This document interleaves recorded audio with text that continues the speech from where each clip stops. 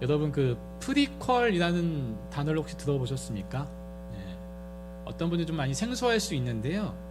이제 기존의 작품 속 이야기보다 앞선 시기의 이야기를 다루는 속편이라는 뜻을 가진 단어가 바로 프리퀄이라는 것입니다. 아마 요즘 뭐 드라마나 넷플릭스 같은 것들을 보시는 분들은 좀 더 쉽게 이해할 수 있지 않을까라는 생각이 드는데요. 좀 더 쉽게 설명을 드리자면 드라마나 영화 속에 뭔가 주인공이나 등장인물이 뭔가 사연이 있는 것 같은 행동들과 말을 할 때가 있습니다. 그런데 어떤 사연인지는 그 드라마 속에서는, 그 영화 속에는 등장하지 않는 것이죠. 이제 그런 과거의 어떤 사건들, 어떤 그 주인공의 사연들을 그 과거 이야기들만을 따로 모아서 만든 속편 같은 드라마나 영화가 바로 이 프리퀄이라고 할 수 있습니다. 그래서 이 과거의 그 사건을 알게 되면 내가 지금 보고 있는 그 주인공이 그래서 그렇게 행동했고 그래서 그렇게 말을 했구나 하는 지점들을 우리가 알게 되는 것이죠. 오늘 본문에서는 이제 프리퀄처럼 과거의 이야기를 다루지는 않지만 이 마가복음 전반부에 다루어지는 그 사건들이 이 후반부에 가서 어떠한 의미로 작용하게 되는가에 대한 부분들을 다루고 있습니다. 이제 그런 측면에서 봤었을 때 이 프리퀄과 같이 주님께서, 오늘 예수님께서 그렇게 말씀하시는 이유가, 앞에서 그렇게 행동하시는 이유들이 이제 이 후반부에서 하나둘씩 펼쳐지게 된다는 것이죠. 그래서 우리가 예수님에 대해서, 예수님의 그 사역과 그 죽으심과 부활하심, 그 공생의 사역들에 대해서 그래서 그렇게 하신 거구나라는 이해할 수 있는 지점들이 하나둘씩 나오게 된다는 겁니다. 이 마가복음은 4권의 복음서 중에 한 권입니다. 왜 복음서가 4권이나 존재할까라는 의문을 가져본 적이 있으실 겁니다. 그것은 복음서를 읽게 되는 그 청중이 다르기 때문입니다. 간단히 마태복음과 마가복음을 비교하자면 이 마태복음은 유대인을 대상으로 쓰여졌기 때문에 처음 시작부터 아브라함과 다윗의 자손 예수의 족본이라고 하면서 족보를 쭉 나열합니다. 그리고 구약에 대한 이용들이 굉장히 많이 등장합니다. 그것은 구약의 배경을 가지고 있는, 구약적 사고를 가지고 있는 유대인에게는 자연스럽게 받아들일 수 있는 부분이 되기 때문에 족보와 이제 구약의 그 선지서의 예언들을 많이 차용하고 있는 것이죠. 반면에 이 마가복음은 이방인을 대상으로 쓰여졌습니다. 이방인에게는 구약의 어떤 족보나 구약의 역사나 선지자들의 어떤 예언과 같은 메시지들이 전혀 알지 못하는 가운데 있기 때문에 굳이 그러한 것들을 많이 언급할 필요가 없는 것이죠. 그래서 마가복음 첫 장 1장 1절은 이렇게 시작합니다. 하나님의 아들 예수 그리스도의 복음의 시작이라 라고 시작하면서 예수님의 탄생 기사나 족보나 다른 것들을 언급하지 않고 단도직입적으로 예수 그리스도의 복음이 시작되었다는 것을 선언하고 이 마가복음이 쓰여지게 되는 것이죠. 그래서 1장부터 9장까지를 보면 예수님께서 일으키신 기적들이 하나둘씩 등장합니다. 여러분이 마가복음 1장부터 쭉 살펴보시면 매 장마다 예수님께서 일으키신 기적들이 하나 이상씩 등장하고 있습니다. 왜 기적들이 계속해서 등장하게 될까요? 이방인들에게 있어서 예수님이 하나님의 아들이시다, 예수님께서 유일하신 이 세상의 신이라는 것을 증명하기 위해서는 이방인들이 이해할 수 있는 방법으로 예수님을 소개해야 했기 때문입니다. 그것이 무엇이었냐면 바로 기적을 보여주는 것이죠. 예수님께서 중풍병자를 낫게 하시고 혈루증 여인을 고치시고 죽은 자를 일으키시며 오병이어 같은 기적들을 펼치심을 통해서 예수님께서 바로 세상의 유일하고 또 창조주이신, 또 만왕의 왕이신 그러한 신이라는 것들을 보여주고 소개할 수 있기 때문입니다. 신이라면 할 수 있는 기적들이기 때문에 이 마가복음은 1장부터 9장까지 계속해서 기적들을 나열하고 있는 것이죠. 그래서 이 마가복음을 읽는 독자들, 이방인에게 있어서는 1장부터 읽어 나갔을 때 도대체 예수라는 인물이 누구이기에 이렇게 많은 기적들을 일으키는가? 그 예수가 누구이기에, 그가 어떤 인물이기에 이런 기적들을 일으키는가에 대한 관심을 끌기에 충분했다는 겁니다. 예수님이 기적을 일으키시는 신적인 존재라는 것은 알았고, 그렇다면 도대체 이 예수가 왜 이 땅 가운데 왔는가? 도대체 이 예수가 그럼 앞으로 어떠한 일을 우리 가운데 펼쳐 나갈 것인가에 대한 관심과 궁금증이 생기게 마련입니다. 그러한 생각을 가질 때쯤 바로 오늘 본문 바로 직전 본문에서 예수님은 제자들에게 가르치시면서 자신의 죽으심과 부활하심에 대해 언급합니다. 이것은 제자들뿐만이 아니라 이 말씀을 읽는 이방인들에게도 가르치고 계신 말씀이기도 합니다. 오늘 본문은 예수님과 제자들이 갈릴리에서 유대 지역으로 이제 이동해서 가고 있는 가운데였습니다. 제자들과 함께 가버나움의 집에 머무르셨을 때 예수님께서 그 앞에 제자들이 길을 가면서 주고받는 이야기들을 들으셨던 것 같습니다. 그래서 제자들에게 묻습니다. 너희가 길에서 그렇게 왁자지껄 떠들면서 언성을 높이면서 토론했던 것들이 있는 것 같은데 도대체 그것이 무엇이냐? 도대체 어떠한 내용을 가지고 너희가 토론하고 있었느냐라고 물으셨습니다. 그에 대해 제자들은 다음과 같이 반응합니다. 마가복음 9장 34절에 이렇게 이야기합니다. 그들이 잠잠하니 이는 길에서 서로 누가 크냐 하고 쟁론하였습니다. 무엇을 가지고 이야기했다고 말합니까? 누가 크냐? 제자들 사이에서 누가 더 첫째가 되냐, 누가 더 먼저가 되냐, 누가 더 선임이 되냐, 누가 더 높으냐에 대한 것들을 가지고 토론을 했던 것입니다. 여기서는 쟁론했다고 말하고 있습니다. 다투어 말했다는 것이죠. 다투면서 입에 침을 튀기면서까지 누가 더 큰지를 이야기했다는 겁니다. 이 누가 크냐라는 주제 자체가 무언가를 비교했다는 겁니다. A라는 것과 B라는 것들을 놓고서 비교해서 A가 더 크냐, B가 더 크냐를 논했던 것처럼 12명의 제자들을 놓고서 자기들끼리 누가 더 큰 사람인지, 누가 더 큰 제자인지를 논했다는 것이죠. 예수님께서 이 제자들의 그런 쟁론하는 것들을 보시고 그들에게 물었을 때 이 제자들은 스승인 예수님께 아무 말도 할 수 없었습니다. 그래서 잠잠하게 되는 것이죠.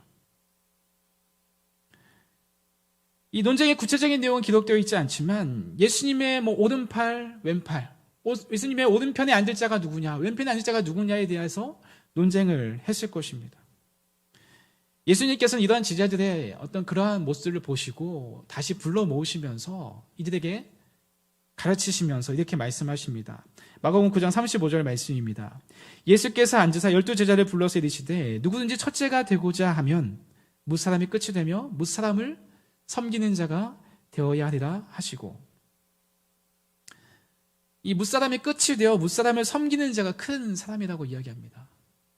모든 사람의 꼴찌가 되어서, 모든 사람이 나중에 되어서 모든 사람들 섬기는 자가 바로 가장 큰 자라고 이야기하고 있는 것이죠. 쉬운 성경으로 보면 다른 모든 사람보다 나중이 되어야 하고 모든 사람의 종이 되어야 한다라고 말씀합니다. 여기에 제자들의 반응은 나타나 있지 않지만 아마 분명히 갸우뚱했을 것입니다. 예수님의 말씀대로 기준을 삼아 바라보았다면 서로 다투거나 논쟁할 이유가 없었죠. 서로 섬기고 내가 제일 나중에 되겠다고 먼저 이야기하고 당신이 먼저 선임이 되라고, 오른편이 되라고 권했을 것입니다. 하지만 이들은 그런 일들을 가지고 논쟁하지 않았기 때문이죠. 이 말씀을 읽는 제자들도 충격이었을 뿐만 아니라 이 본문을 읽고 있는 이방인 독자들에게도 굉장히 충격적으로 다가왔을 것입니다. 세상의 기준을 가지고 바라보면 많이 가진 자, 많이 소유한 자, 힘이 있고 권력이 있고 명예가 있는 사람이 가장 높은 자이고 가장 큰 자인데 지금 예수님께서는 그 정반대 이야기를 하고 있는 것이죠. 아니, 앞에서부터 계속해서 기적을 보여주시면서 가장 높고 가장 위대하시며 가장 유일하신 신이라는 것들을 기적을 통해서 보여주셨는데 그분이 갑자기 모든 사람을 섬기는 자가 가장 크다라고 얘기하는 겁니다. 굉장히 역설적이고 굉장히 우리의 가치체계를 깨는 말씀을 하신 것이죠. 아마 당시 이방인 독자나 지자들에게서도 가장 높은 사람 하면 로마의 황제를 생각했을 것입니다. 가장 많은 영토를 차지하고 있고 가장 많은 부를 가지고 있으며 그 강력한 군대를 구축하고 있고 어디로 가든 이 로마로 통하는 그 길을 소유하고 있는 그 로마 황제를 떠올렸을 것입니다.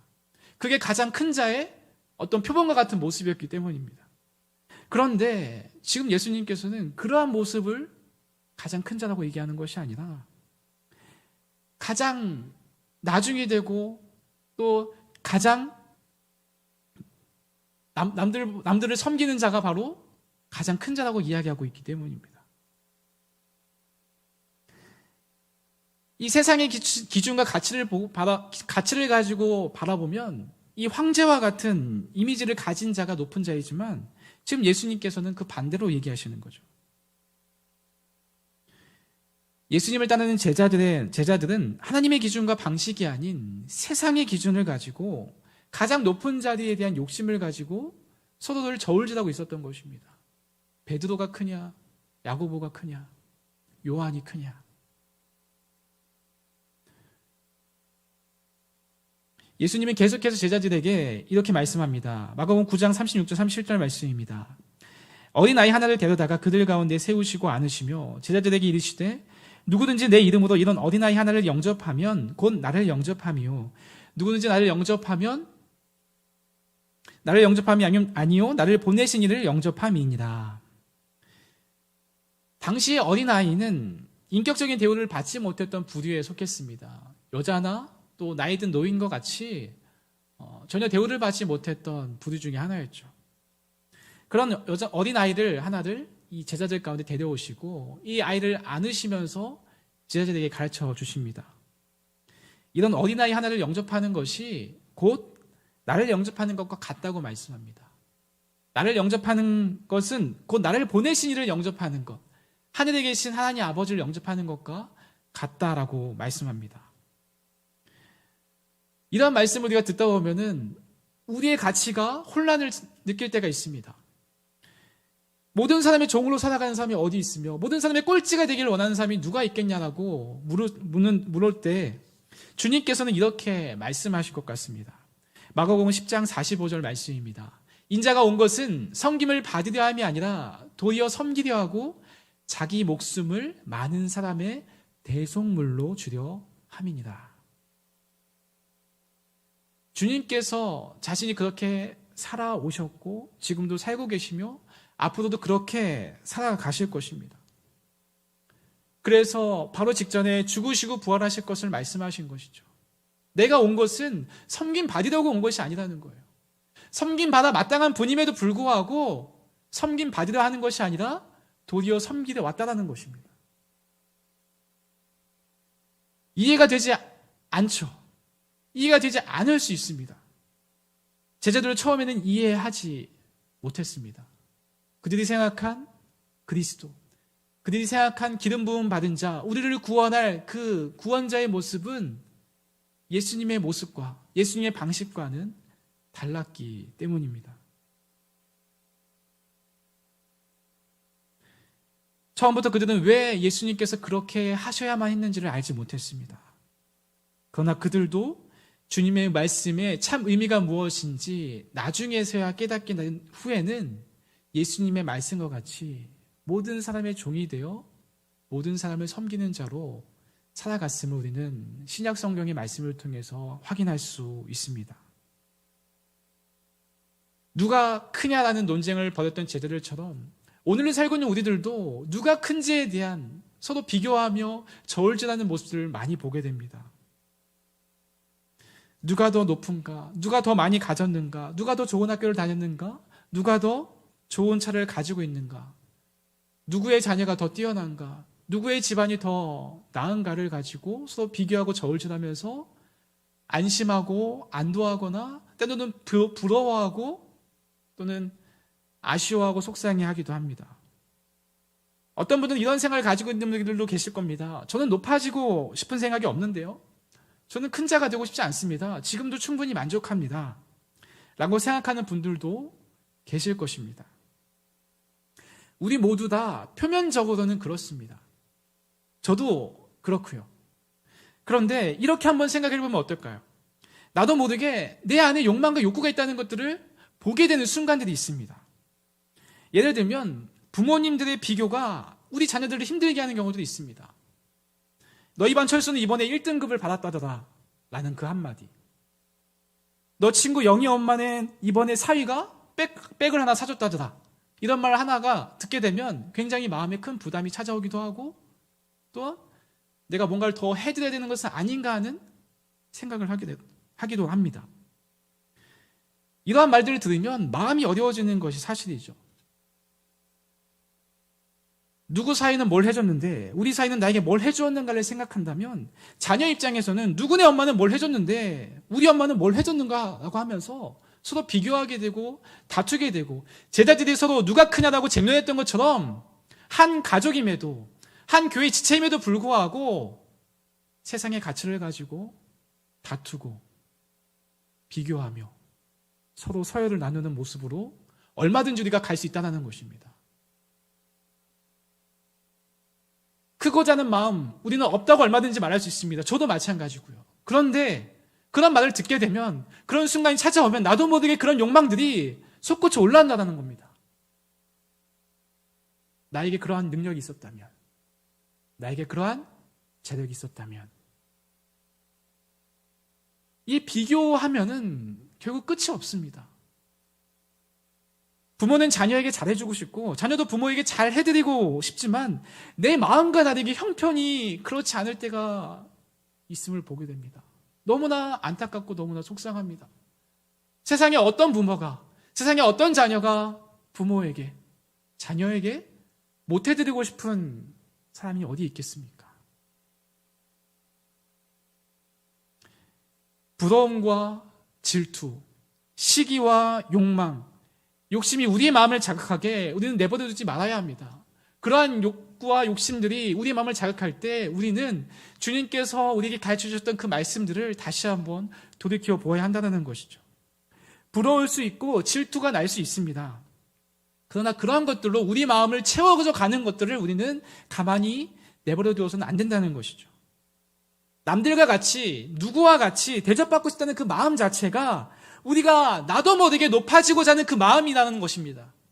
나도 모르게 인정받고 싶고 나도 모르게 대접받고 싶고 나도 모르게 섬김받고 싶어 하는 것.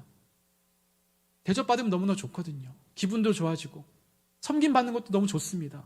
그런데 그것에 우리가 익숙해져 버리면 섬기려 하는 마음보다 오히려 계속 받고자 하는 마음이 우리 마음을 계속해서 채워나가게 되는 것이죠. 높은 자리에 올라가고 싶다 말은 안 했지만 나도 모르게 은연중에 우리는 자신의 욕망과 욕구가 드러나게 되기도 합니다. 우리가 그런 욕망에 빠지지 않도록 남들과 비교하기보다 우리가 받은, 우리에게 주신, 하나님께서 세워주신 그 지위, 하나님께서 높여주신 그 하나님의 자녀됨, 하나님의 기업을 이어받을 자로 우리를 부르셨다는 것을 기억한다면 우리가 비교해서 못한 것, 못해드린 것을 기억하기보다 우리가 받은 것을 자랑하며 누릴 수 있지 않을까 생각됩니다. 10월 31일에 우리 직분자 선출을 위한 공동의회가 있습니다. 우리 교회에 이제 헌신과 봉사가 필요한 직무가 있기 때문에 이 직분자들을 세우는 것입니다. 교회에 해야 할 일들이 있고 일꾼들이 필요하기 때문에 이 직분자를 세워나가는 것이죠. 안수 집사님과 권사님들이 세워집니다.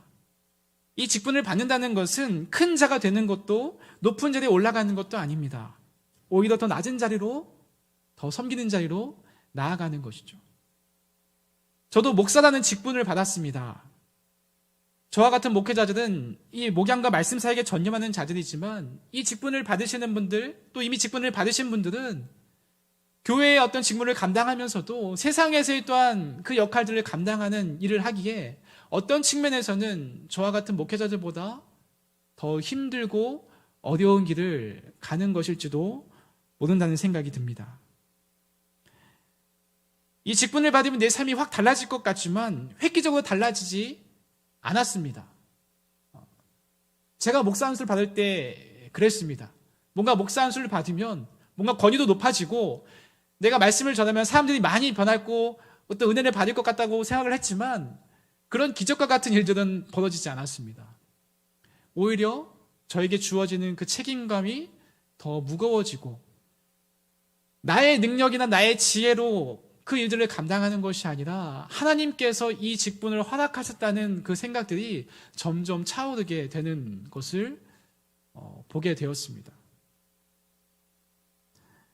우리가 이 앞으로 세워질 직분자들을 위해서 같이 기도해야 합니다. 앞으로 세워질 분들이 섬김과 봉사의 직무를 잘 감당할 수 있도록 우리가 함께 기도하면서 우리가 그들을 잘 세워질 수 있도록 같이 준비할 수 있기를 소망합니다. 우리가 하나님의 기준을 따라서 모든 사람의 종으로 이 섬김의 삶을 사셨던 주님을 따르는 제자라면 우리도 주님을 따라서 무사람을 섬기는 삶으로 나아가야 합니다. 예수님께서 어린아이와 같은 자들을 세워주시고 또 안아주시면서 영접했듯이 우리가 섬겨야 할 대상들이 존재합니다. 그 대상들은 우리 교회 공동체 안에도 있지만 우리 교회 밖에도 많이 있음을 보게 됩니다. 하나님은 우리를 무사람을 섬기는 자로 부르셨습니다. 우리를 교회의 빛과 소금이 아닌 세상의 빛과 소금으로 부르셨다는 것을 우리는 기억해야 합니다. 우리는 교회 안에서만의 섬김이 아닌 세상 속에서도 섬김의 삶을 살아가는 것이죠. 높아지려 하기보다 다른 이들을 높여주며 타인의 섬김과 대접을 받으려 하기보다 오히려 타인들을 섬기고 대접해주며 세워주는 것. 그것이 주님께서 보여주신 큰 자, 높은 지위에 있는 자의 모습이었습니다. 우리가 큰 자가 되기 위해서 섬겨야 하는 것은 아닐 겁니다. 예수님의 그 말씀의 의미는 우리를 이미 크고 높은 하나님의 자녀되는 그 지위로 이미 세워주셨기 때문에 주님께서 그렇게 가셨듯이, 그렇게 사셨듯이 우리도 이미 큰 자이기에 그렇게 섬김의 삶으로 무사람을 섬기는 자로 부르신 것이 아닐까요? 세상에서 가장 높으신 주님께서 모든 사람을 섬기는 자로 살아가신 것처럼 우리도 큰 자가 되기 위해 섬기는 자가 아닌 이미 큰 자로 부르셨기에 섬기는 자로 살아가라고 말씀하시는 것 같습니다. 이것은 직분자들만 해당되는 것이 아니라 성도가 부름받은 우리 모두에게 해당되는 말입니다. 직분자는 주님의 몸된 교회를 섬기지만 성도는 세상 속에서 하나님 나라를 섬기는 청지기의 직분을 감당하는 자로 우리를 세상 가운데로 지금도 보내시고 계십니다. 우리가 이 세상 속에서 하나님 나라를 섬기는 자로 부르셨음을 기억하며 우리 모두가 섬김의 자리로 나아가는 무사람을 섬기는 자로 나아가기를 소망합니다. 지금 당장은 우리가 삶에서 경험하는 여러 가지 현상들과 사건들을 이해하기 어려울 때가 있습니다. 오늘 본문에 등장했던 제자들처럼 예수님의 가르침, 예수님의 말씀이 마음에 와닿지 않냐고 굉장히 요원하고 굉장히 멀게만 느껴지는 순간들도 존재한다는 것이죠. 그러나 시간이 지나서 하나님께서 우리의 과거의 모습을 프리퀄처럼 우리에게 나타내 보여주실 때가 찾아올 것입니다. 그제서야 우리는 비로소 알게 될 것입니다. 아, 그래서 하나님께서 그때 그렇게 하셨구나. 아, 그래서 하나님께서 그러한 상황들을 우리 가운데 펼쳐주셨구나 하는 것을 보게 될 것입니다. 지금 당장은 섬기는 것보다 섬김을 받는 것, 대접하는 것보다 대접받는 것이 더 좋아 보일 수 있습니다. 그러나 섬김 받는 것보다 섬기는 삶이 주님께서 받으시는 또한 주님께서 기뻐하시는 일임을 우리가 기억할 수 있기를 소망합니다. 주는 자가 받는 자보다 더 복이 있다고 말씀하신 것을 기억하면서 우리가 주의 말씀을 쫓아 모든 사람을 섬기는 무사람을 섬기는 자로 나아가며 살아가는 우리 화평의 모든 성도님들이 되시기를 주님의 이름으로 축원드립니다.